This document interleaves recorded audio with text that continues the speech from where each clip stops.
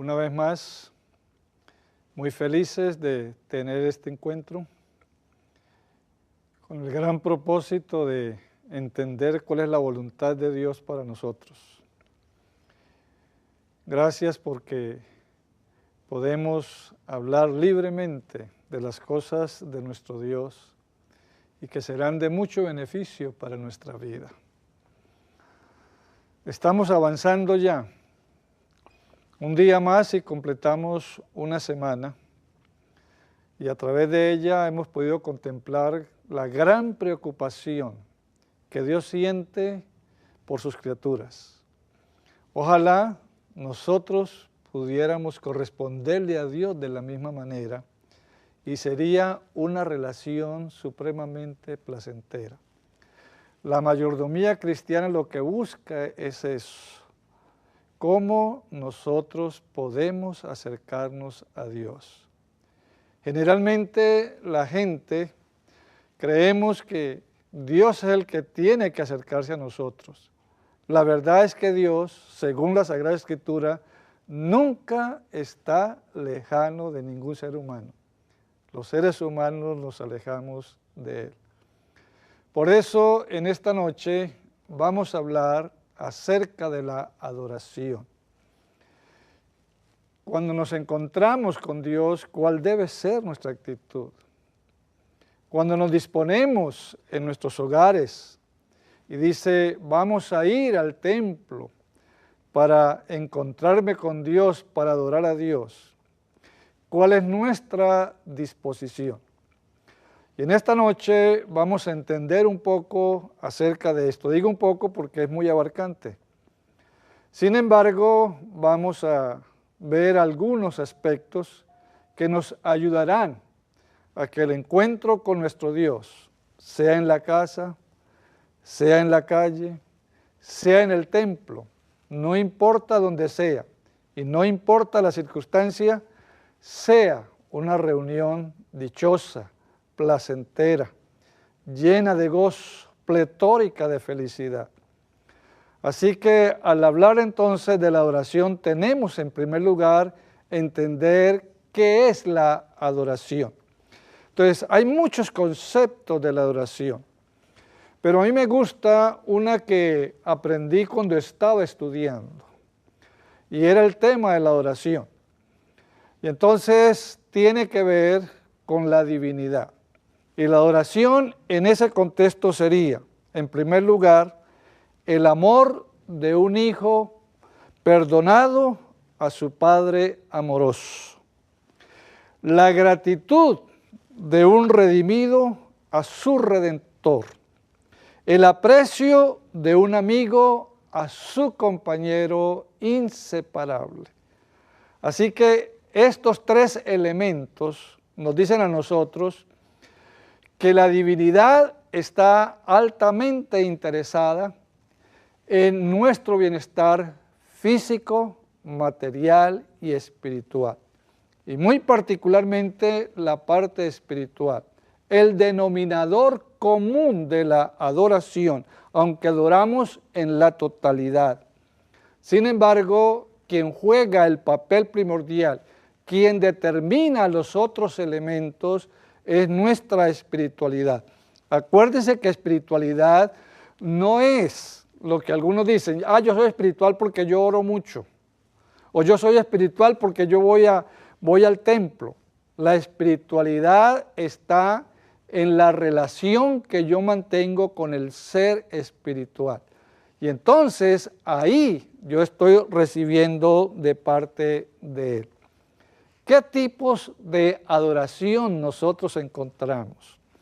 Por lo menos yo he encontrado tres tipos de adoración que llegan a ser tres tipos de adoradores.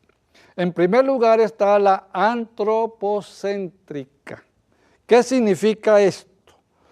Cuando hablamos de adoración antropocéntrica, estamos diciendo que se le está rindiendo un tributo a la personalidad, al hombre.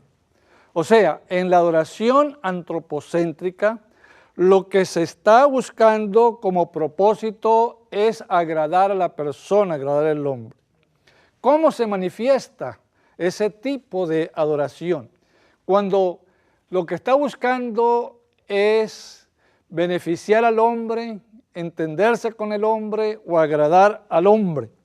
El adorador manifiesta su gratitud a través de gritos, a través de brincos y a través de aplausos.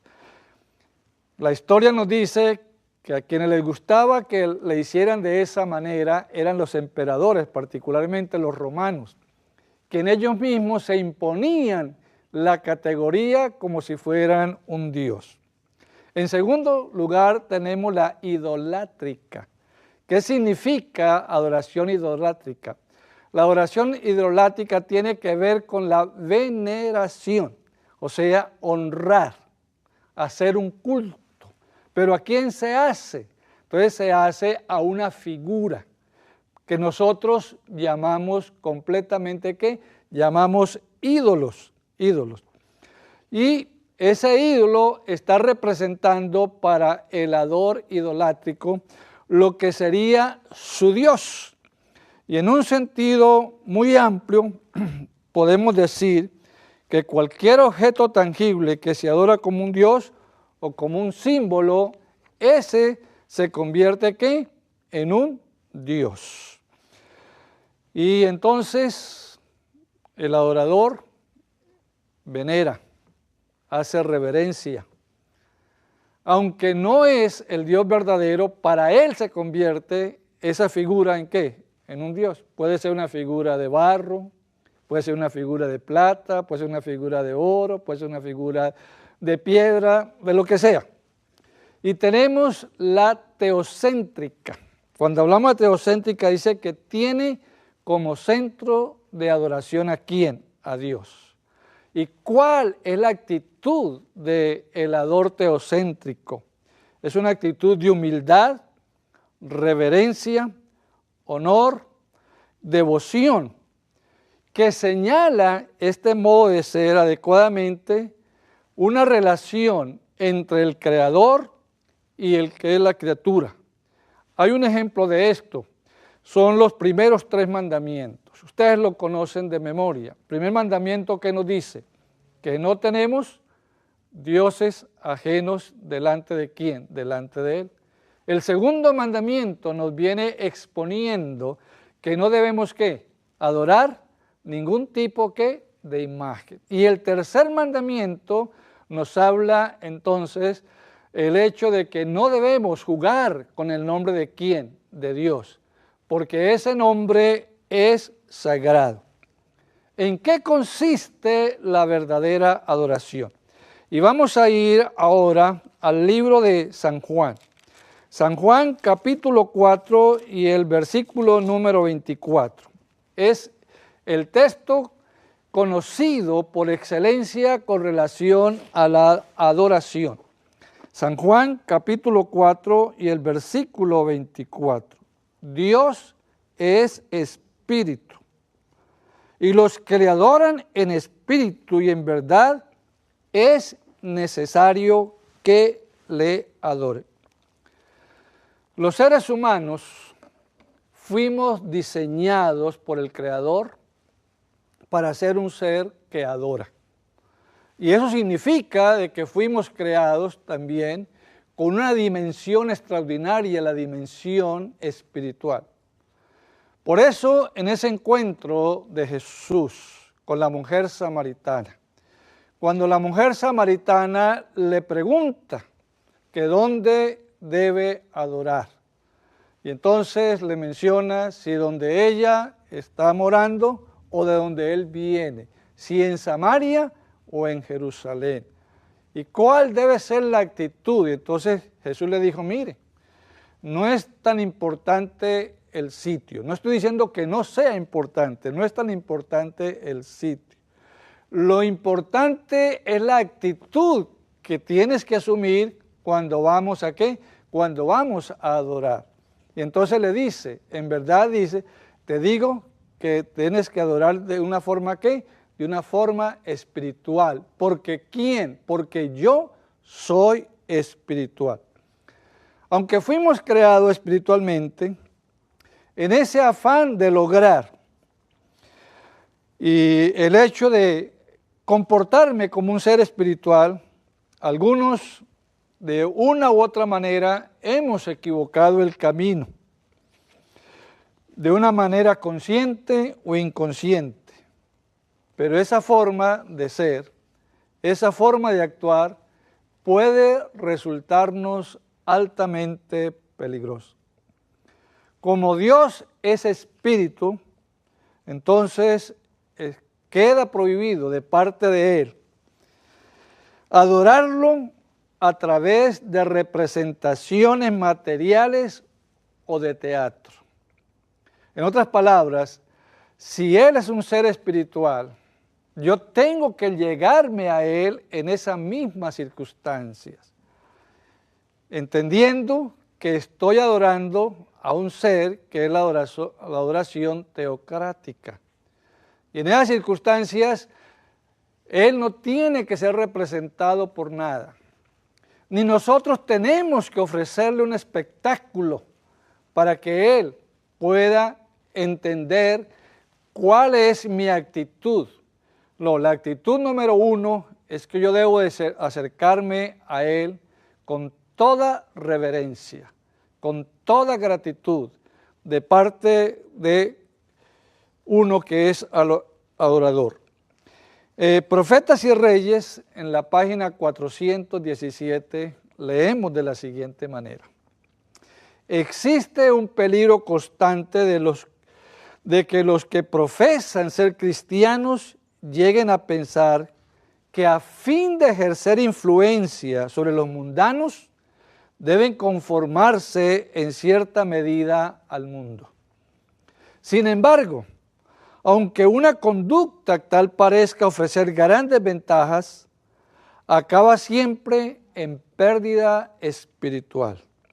El pueblo de Dios debe precaverse estrictamente contra toda influencia sutil que procure infiltrarse por medio de los halagos provenientes de los enemigos de la verdad. No deben prestar atención a los subterfugios ingeniosos e incentivos seductores destinados a desviarnos de su fidelidad. Así que en la adoración, que es el hecho de rendirle tributo a nuestro Dios, debemos ser muy conscientes en la manera que nosotros lo vamos a realizar.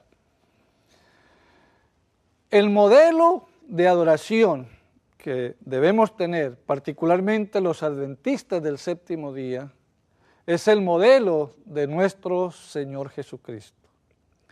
Y Él se encontraba, según los evangelios, en la mañana, en la tarde, en la noche, en cualquier hora, y había, dice, noches enteras que Jesús pasaba, ¿qué?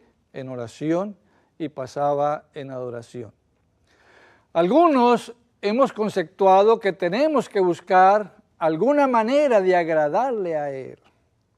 Y entonces buscamos algún incentivo. ¿Y sabe qué es lo más triste de esto? Que al buscar algún tipo de incentivo, lo que tratamos es de agradarnos a nosotros mismos en lugar de agradar a quién, en lugar de agradar a nuestro Dios. A veces comenzamos a buscar cómo hacen otras personas para adorar a Dios. Y entonces comenzamos a copiar algunos modelos que en lugar de acercarnos a Dios, más bien nos alejan de Él. Por eso debemos ser muy cuidadosos. Dicen, bueno, es que si yo no adoro de tal manera, como adventista, que yo quiero presentarle el verdadero evangelio a Él, y si no, yo no llego como es Él y como Él hace, entonces yo no lo voy a ganar. Ese no es un pensamiento bíblico, ese es un pensamiento más bien diabólico. Y el diablo quiere que nosotros comencemos a mirar cómo podemos agradar a Dios viendo cómo el hombre se agrada consigo mismo para con el hombre. Y desde esa perspectiva perdemos entonces lo que es ese gran anhelo y esa gran virtud que debemos desarrollar cuando en verdad queremos tener un encuentro con nuestro Dios. Hablemos un poquito de la adoración que es muy cercana a nosotros. ¿Cuándo debemos nosotros adorar? La pregunta es una pregunta que tiene una respuesta obvia. Tenemos que adorar todo el tiempo, tenemos que ser agradecidos. Eso no significa que yo debo estar cantando todo el día yo debo estar orando, todo el día debo estar leyendo la palabra de Dios. No nos olvidemos que somos seres ¿qué? Tridimensionales. Tenemos una parte física, tenemos una parte mental y tenemos una parte espiritual. Elena White, en el Camino a Cristo, hablando acerca de cómo tienen que estar conjugados esos tres elementos, la parte física, la parte mental y la parte espiritual. Y hablando en ese capítulo, el Camino a Cristo, sobre la oración, hace énfasis, dice, si tú te dedicas solamente a orar, pronto dejarás de orar.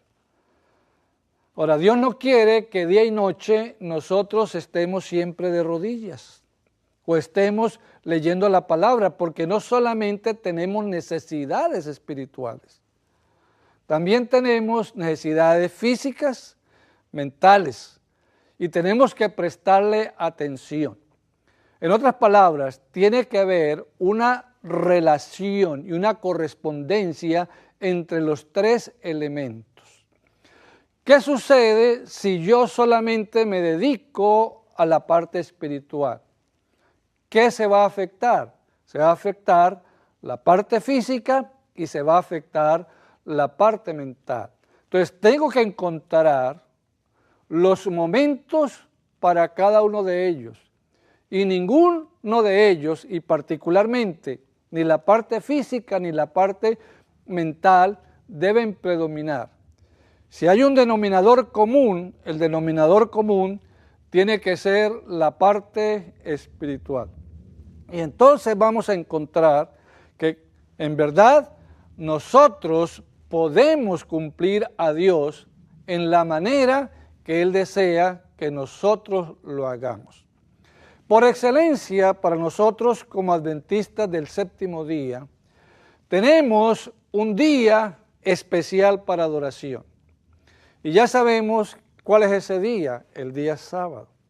Es el día más extraordinario y más maravilloso, no solamente para el adventista del séptimo día, sino para aquel que llegue al convencimiento de que es un día especial que Dios ha apartado para que lleguemos a intimar con Él, para que desarrollemos compañerismo. ¿Por qué es tan especial el día sábado? Porque los otros días de la semana nosotros estamos preocupados con el quehacer cotidiano. ¿Cómo debemos trabajar para comer, para estudiar, para cumplir con todas nuestras necesidades físicas? Pero en el día sábado nos olvidamos por completo de eso. Y es el día que Dios ha dejado para que estemos en estrecha comunión con Él. No significa que los otros días no debemos estar, pero son las 24 horas. En los otros días no tenemos eso. ¿Cómo ha llegado a conceptuar el mundo cristiano lo que es el séptimo día, el sábado? Y además de eso, ¿cómo hemos llegado nosotros a conceptuar el día sábado como adventista del séptimo día?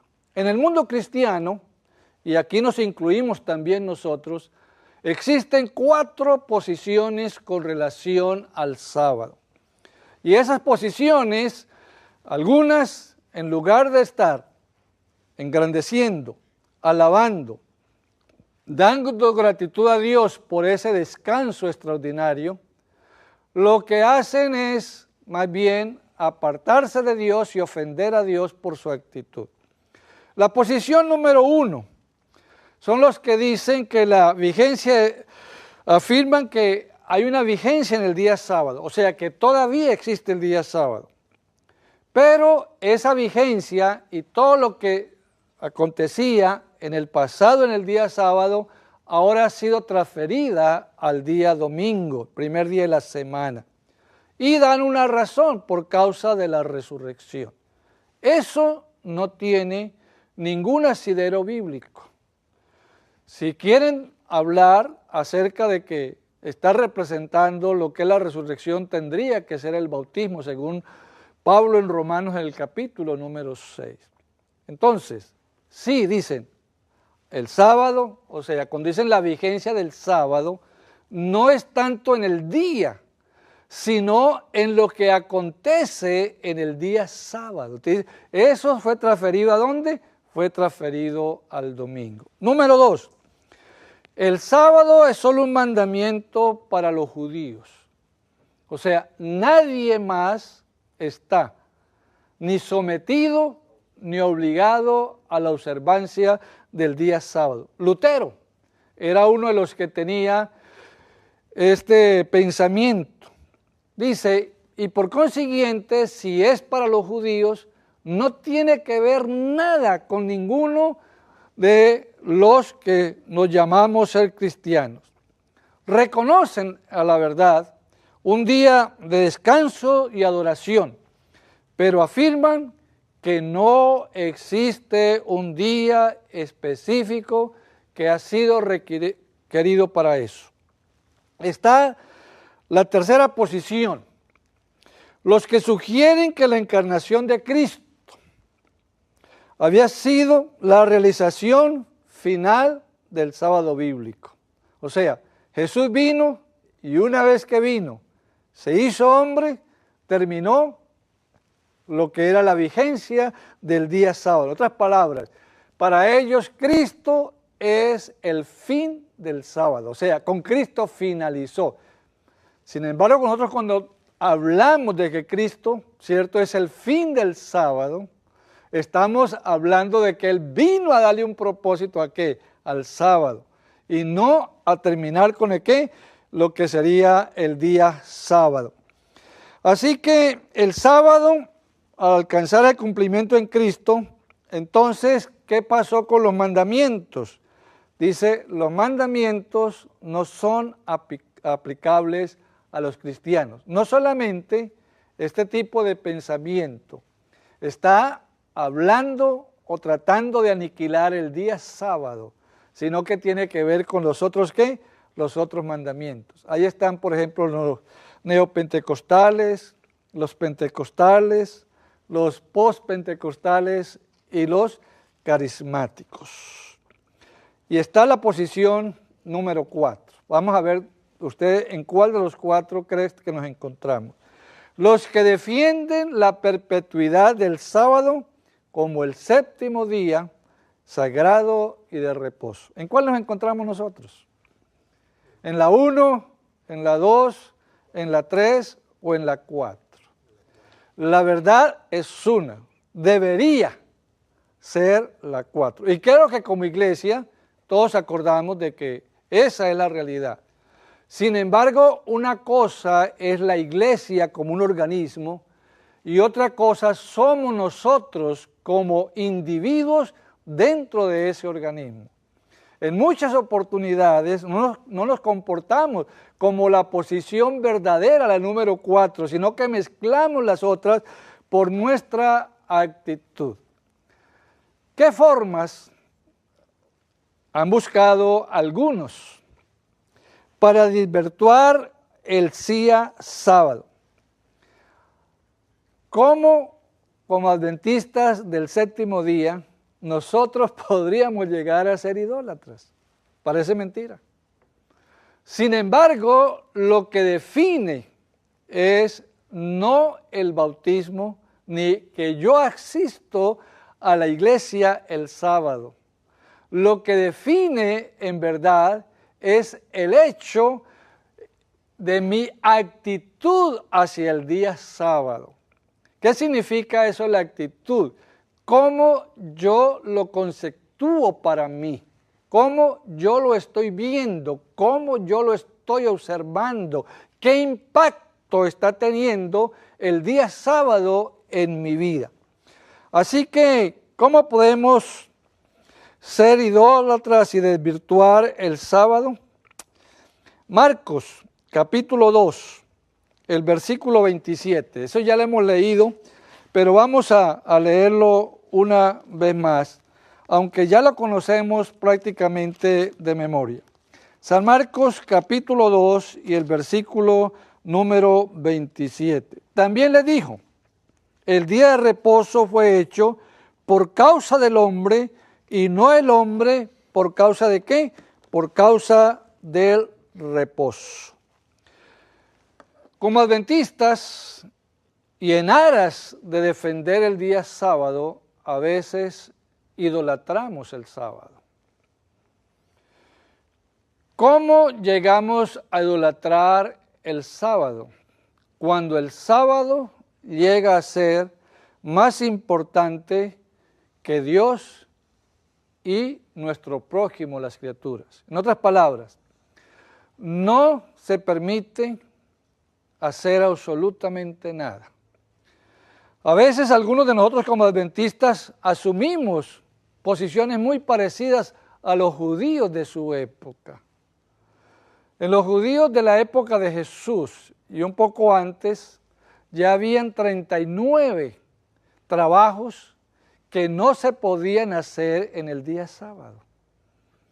Y esto, en lugar de ser un beneficio para el pueblo, llegó a convertirse en una carga supremamente pesada. Fue más grande para ellos el sábado que el Señor del sábado.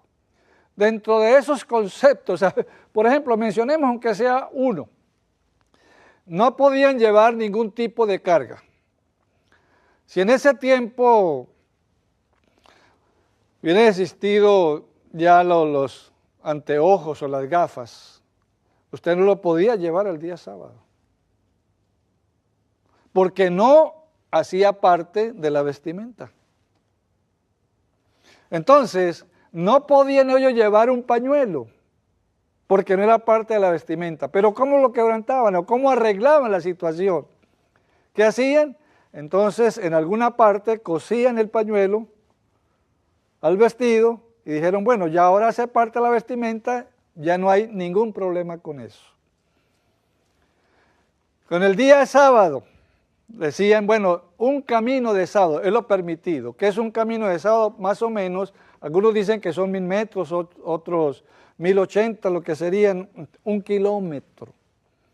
Entonces, si usted caminaba más de eso, 1 metro más, un paso más, usted estaba quebrantando el sábado.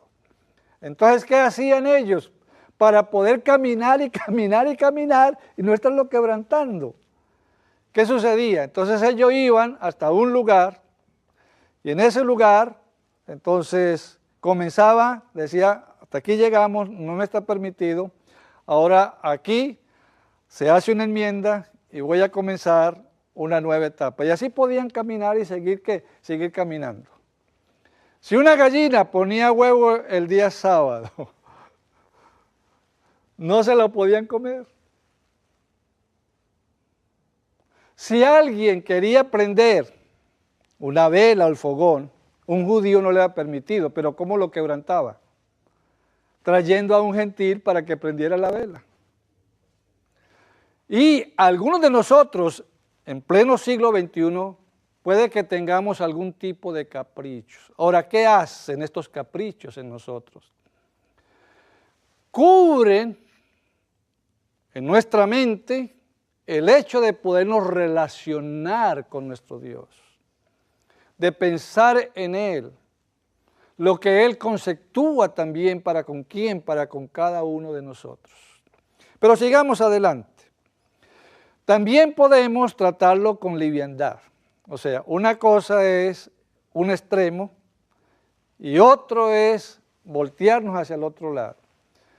Como dicen algunos, demasiado conservadores o demasiado liberales. Siempre que vamos a un extremo, vamos a tener problemas, vamos a tener dificultades. Vamos al libro de Isaías. Isaías, el capítulo 56. Y del capítulo 56 vamos a leer 2 versículos. 56. Vamos a leer los versículos 1 y 2. Allí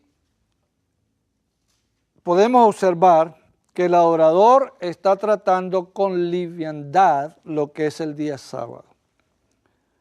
Así dijo Jehová: guardar derecho y hacer justicia, porque cercana está mi salvación para venir y mi justicia para manifestarse. Bienaventurado el hombre que hace esto, y el hijo del hombre que lo abraza, que guarda el día de sábado para no profanarlo, que guarda su mano de hacer todo mal. Y aquí, cuando hablamos de hacer todo mal, no significa que tiene que estar cometiendo cosas que son atroces, pero está haciendo cosas que son en contra de la voluntad de Dios con relación a su día sábado. Entonces podemos decir, bueno, yo puedo hacer cualquier cosa, yo necesito de algo.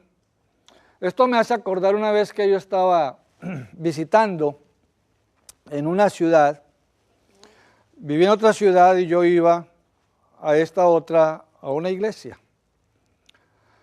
Y a mí me gustaba siempre visitar a las iglesias, no para ir un ratico y predicar, yo me quedaba siempre algún tiempo con ellos y visitaba a los miembros de la iglesia. Y un sábado, después de que salimos del culto, escuela sabática y el culto divino, pues como pastor uno siempre saluda a la gente quiere tener, aunque sea alguna conversación con uno, y entendemos eso. El sábado quizás es el día más tarde que llegamos a almorzar que los otros días, pero es porque los hermanos quieren estar con uno y a la vez corresponderle uno también a ellos. Entonces demoré un poco. Y fui hacia donde estaba hospedado. Y cuando iba hacia donde estaba hospedado, en uno de esos, un hermano estaba saliendo de la tienda.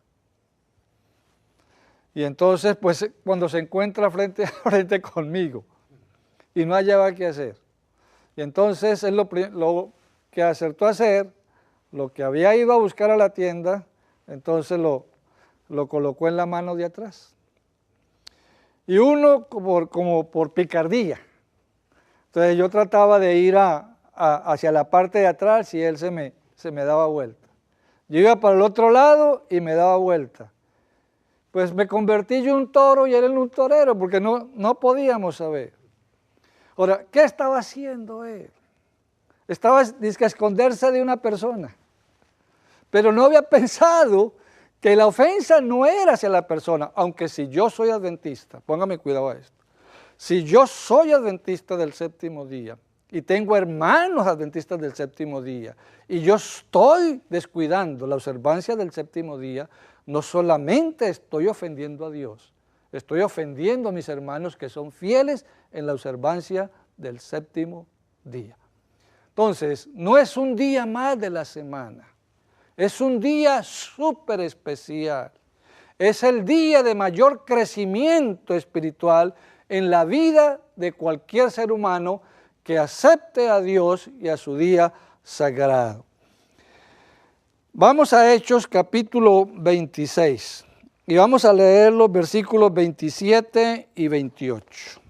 Hechos capítulo 26 y los versículos 27 y 28. Y lo vamos a leer de la siguiente manera. ¿Crees, oh rey Agripa? Ustedes dirán, esto no tiene nada que ver con el sábado. Y la verdad es que aquí el contexto no es del sábado. Pero la situación nos ayuda a cómo podemos nosotros estar haciendo de la misma manera en el día sábado. ¿Crees, oh rey Agripa, a 26 y 27 y 28? ¿Crees, oh rey Agripa, a los profetas? Yo sé que crees. Entonces Agripa dijo a Pablo, por poco me persuades a ser cristianos. El rey Agripa descubrió a través de las palabras del apóstol Pablo la verdad. Y cuando el apóstol Pablo lo encara para que él tome una decisión favorable hacia él en hacer la voluntad de Dios, el rey Agripa se disculpa. En otras palabras, esa verdad, no, aunque era una verdad, y él estaba convencido, sin embargo, fue despreciativo hacia esa verdad. Como adventistas, nosotros podemos a veces ser indiferentes con el día sábado. ¿De qué manera, de qué forma somos indiferentes con el día sábado? Conocemos qué es lo que Dios pide, qué es lo que Dios desea de nosotros y sin embargo hacemos ¿qué? Hacemos nuestra voluntad. Hacemos lo que es nuestro parecer y entonces estamos tratando con indiferencia el día sábado. Y tenemos otra que está en San Mateo, capítulo 23, los versículos 1 al 3, que también son muy conocidos. Cuando hablamos de Mateo 23, es el capítulo donde más aparece la palabra fariseo e hipócrita que en cualquier otro capítulo de la Sagrada Escritura. San Mateo, capítulo 23, y vamos a leer los versículos 1 al 3. Y ahí vamos a encontrar otro elemento.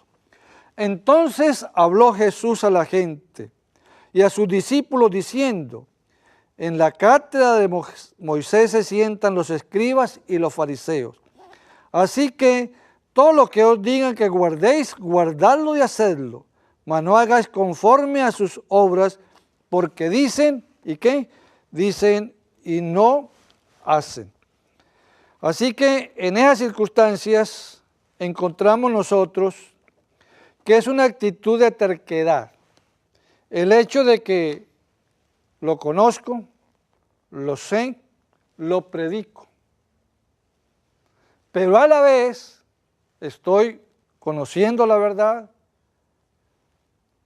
sé la verdad, predico la verdad, pero no vivo la verdad. Es el hecho de que frente a una realidad yo estoy dando por completo la espalda. Todos estos elementos en el pastel que nos estamos comiendo, ¿cierto? Desde el sábado estamos comiendo pastel. No sé cuántos de ustedes ya están llenos de comer pastel, pero vamos a continuar hasta el próximo sábado comiendo pastel. ¿Cuál sería, cierto, la parte que Dios requiere de nosotros? Que hemos estado representando en el pastel el 10%. Y el 90% restante sería la parte real de nuestro Dios para cumplir Él no solamente con el 90%, sino cumplir con el 100%. Lo encontramos en el versículo que leímos en Juan 4:24. ¿Cierto? Que tenemos que adorar a Dios ¿cómo? En espíritu y en verdad. Ahora, si nosotros adoramos a Dios en espíritu y en verdad, entonces Dios, para estimular nuestra fidelidad, Él va entonces a tener un comportamiento donde Él va a ser fiel para ayudarnos a nosotros en todas nuestras necesidades. No tenemos que ser tercos bajo ninguna circunstancia. ¿Qué pasa cuando un padre o una madre le dice al hijo, no vayas a tal lugar, porque eso que tú no quieres te puede suceder, algo te puede suceder? Y el niño le dice, sí mamá, está bien, pero apenas la mamá o el papá da la vuelta, ¿qué sucede con el hijo? Comienza ¿qué? A hacer lo que él ya se había propuesto en su corazón. Y entonces desobedece. Y cuando viene delante del padre o la madre, viene con llantos, viene con lloros. ¿Y qué le dice papá y mamá? Eso te sucedió por ser terco. Yo te lo advertí, yo te lo dije, pero tú no quisiste hacer ¿qué? Hacer caso. ¿Cuál es la adoración que le agrada a Dios? ¿Qué tipo de adoración le agrada a Dios? Si fuera fariseo, el fariseo ¿qué diría? La mía es la excelente, porque ¿yo qué hago? Yo ayuno, ¿cierto? Yo hago obras de misericordia. Según su concepto, ellos eran los puritanos, los santos, los fieles. Yo no cometo pecado. Y esa llegaría a conceptuar que sería la adoración. Sin embargo, Jesús rechazó esa adoración. Vamos a San Mateo, capítulo 22. Y del capítulo 22 vamos a leer el versículo 37. 22, 37. Jesús le dijo, amarás al Señor tu Dios con todo tu corazón. Pongámosle cuidado a lo siguiente, a la palabra todo. Jesús le dijo, amarás al Señor tu Dios con todo tu corazón, con toda tu alma y con toda ¿qué? Con toda tu mente. En otras palabras, la adoración auténtica es aquella en el cual no solamente estamos pendientes de las cosas espirituales, sino que nuestro cuerpo en su totalidad debe rendirle tributo, honra, adoración, alabanza a ¿quién? A Dios. ¿Qué significa eso? Que esta adoración tiene que ser sincera y tiene que ser genuina. ¿Qué significa ser sincero? Es el hecho de que no está jugando a las escondidas. Es el hecho de que no quiere aparentar. Se muestra tal como la persona es en la realidad. Y genuina, ¿qué tiene que ver? Que no tiene ningún tipo de mezcla. ¿Cierto? Diríamos nosotros, como adventistas del séptimo día, tiene que ser una adoración integral. No que le sacamos un elemento y le ponemos otro elemento y creemos que sigue teniendo la misma calidad. Es el autoengaño. ¿Qué significa ser genuino y ser sincero entonces? No es solamente utilizar palabras correctas, sino la necesidad sentida de nuestro corazón. Es hecha con los sentidos, con la razón y no por el impulso. ¿Qué tipo de adoración también le gusta a Dios? Romanos, que eso lo leímos en la noche anterior. Romanos capítulo 12 y el versículo número 1. Romanos capítulo 12, el versículo número 1. Así que, hermanos, os ruego por la misericordia de Dios que presentéis vuestros cuerpos en sacrificio vivo, santo, agradable a Dios, que es vuestro culto racional. O sea, la adoración práctica es aquella que es pensada. No es aquella que viene por el impulso. Cuando nosotros adoramos por impulso, el impulso de pronto se nos acaba. ¿Cuándo cogemos impulso? En una bajada. Pero no olvidemos que después de una bajada siempre viene una subida. O también se puede decir al contrario. Después de una subida, lo que nos viene es ¿qué? Lo que nos viene es una bajada. En ese contexto, la adoración práctica es la que es libre de todo egocentrismo. ¿Por qué? Porque no podemos adorar a Dios y a nosotros al mismo ¿qué? Al mismo tiempo. Y tiene que ser viva. ¿Qué significa la adoración viva? Y que tiene que ver con lo que es el sacrificio vivo. Anoche decíamos que todo sacrificio que se hacía en el Antiguo Testamento y a principios del Nuevo Testamento, se presentaba el animal siempre como, se presentaba vivo. Entonces, ¿qué significa estar vivo? Que yo debo presentarme con todos los elementos que yo tengo, con mi parte física, con mi parte mental, con mi parte espiritual. ¿Cómo sería una adoración en el cual nosotros estamos en el camino de adorar espiritualmente, pero no mentalmente? Es el hecho de que nosotros estamos orando, pero a la vez estamos pensando en otras cosas que no tienen ninguna incidencia con lo que es la adoración. Yo le decía que yo crecí en el campo y tenía una abuelita, la abuelita materna.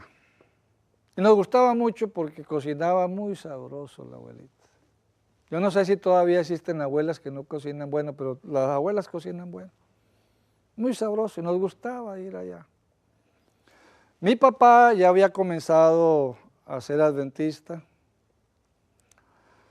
Mi mamá, pues también fueron los dos primeros que entraron a la iglesia adventista. Entonces querían también ellos, de muy buena voluntad, que tanto la abuela y todos los demás familiares llegaron a ser adventistas del séptimo día. Y aunque mi abuela no era una persona de estudios, sin embargo tenía sus conceptos. Pero una de las cosas que en el campo le agrada a las abuelas es tener animalitos, tener sus perros, sus gatos, sus gallinas. Y ella era muy cuidadosa con esos animalitos. Y entonces, yo me acuerdo, era muy niño, pero me acuerdo de eso. Comenzábamos la oración. Y de pronto, una gallina estaba por ahí molestando, y en medio de la oración, ella espantando las gallinas. ¿Qué estaba haciendo? Estaba orando, pero su mente no estaba ¿dónde? No estaba con Dios. Entonces no es el hecho solo de concentrarme en algo que es positivo, pero yo lo puedo volver negativo a través de una ¿qué? A través de una actitud.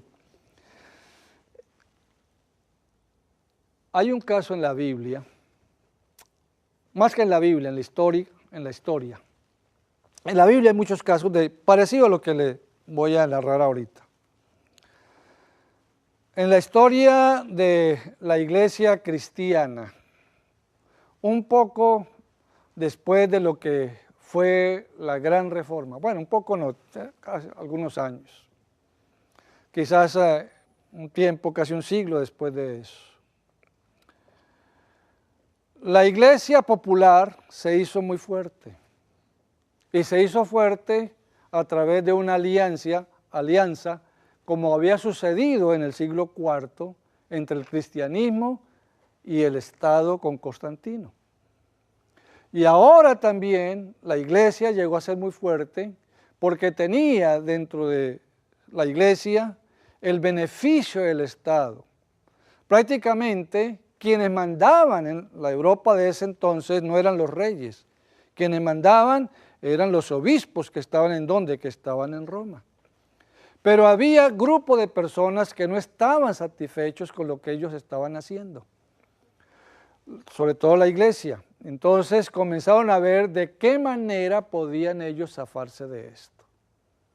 Y encontramos ya, por ejemplo, los valdenses, pero el grupo que le estoy hablando es conocido como los puritanos, que llegaron a ser conocidos como los padres peregrinos. Los puritanos, cuando se dieron cuenta de que la situación no iba a cambiar, de que ellos querían actuar como la palabra de Dios decía, pero la tradición de la iglesia no lo permitía, ellos vieron que no había ningún adelanto.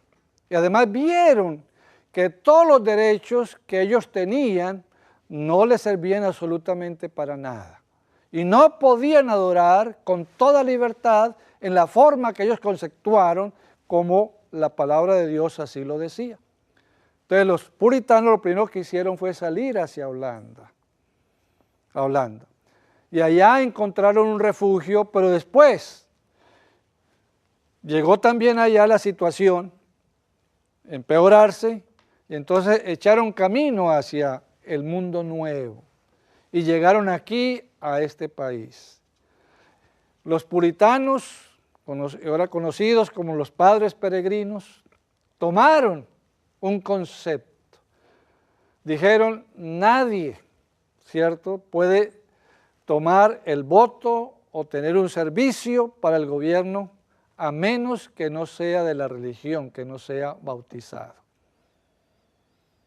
Así que en eso trataban ellos y por eso a través de esa experiencia ellos lograron elaborar una constitución para los Estados Unidos, una constitución de libertad de cultos, el hecho del respeto a la propiedad, el respeto al pensamiento.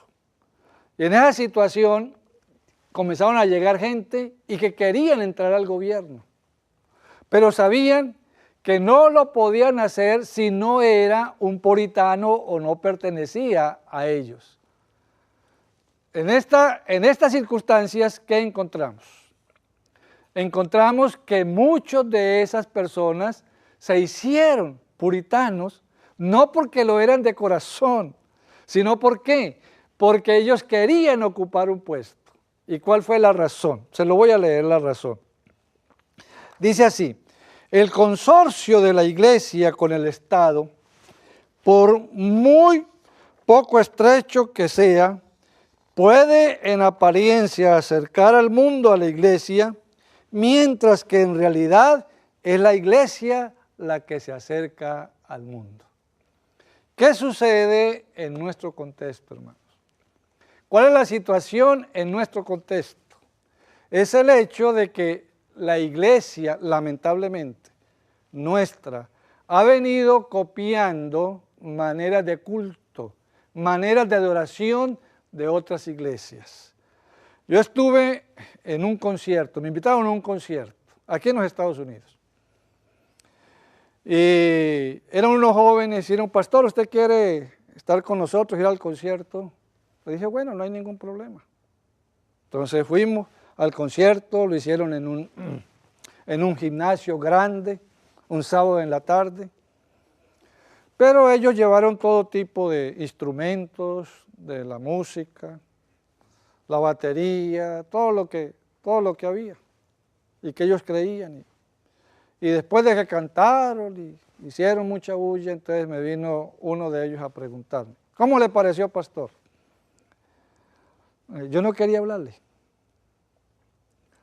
Pero pastor, dígame algo, ¿cómo le pareció? Le digo, mire, es que si yo le digo algo, de pronto te voy a ofender. Pero pastor, es que si no hacemos de esa forma, la juventud se nos está yendo de la iglesia. Y queremos no solamente que queden ellos, sino poder ganar a través de esto. Era el rock lo que ellos estaban cantando. Entonces a la música le ponían letra de ¿qué?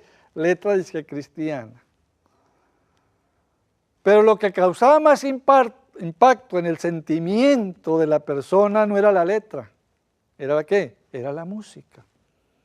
Y algunos de nuestros, a veces hasta dirigentes, creen que es la forma, es la manera de actuar para poder ganar a gente.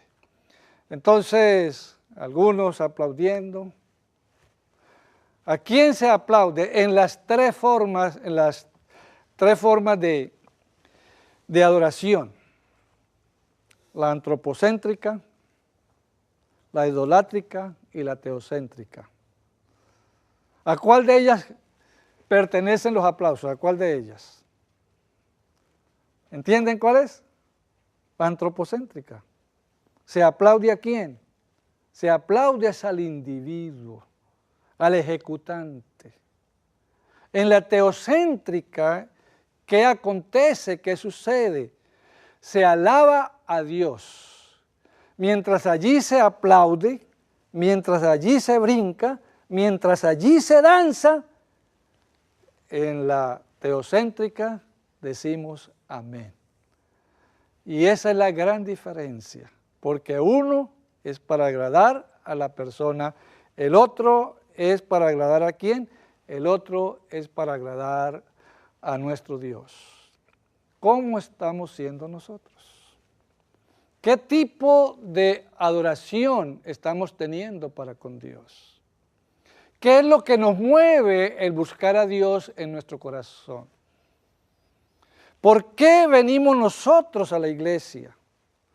Y la pregunta es todavía más cercana, ¿a qué venimos nosotros a la iglesia?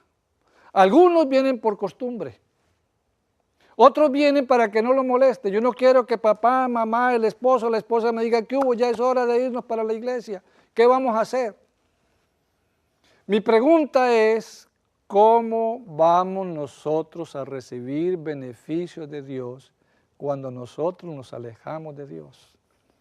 ¿Cómo nosotros podemos decir que estamos agradando a Dios cuando por el contrario, con nuestra actitud, lo estamos apartando de nuestra vida, lo estamos apartando de nuestra experiencia?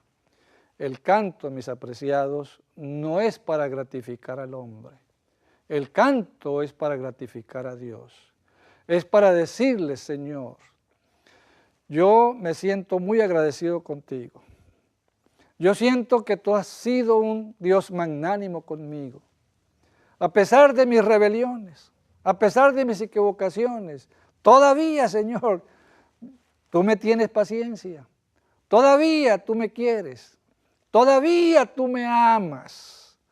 Si no aprendemos a adorar a Dios aquí en la tierra, ¿cómo creemos nosotros ir al cielo para adorar a Dios allá? Si no aprendemos a adorar aquí, por más deseo que tengamos, por más anhelo que busquemos, no vamos a lograr tener un encuentro con Dios por toda una eternidad. Nuestra actitud hacia Dios nos dice a nosotros dónde queremos permanecer. En esta tierra muertos para siempre o con Dios y con los redimidos por una eternidad. Que busquemos a Dios de todo corazón y para siempre.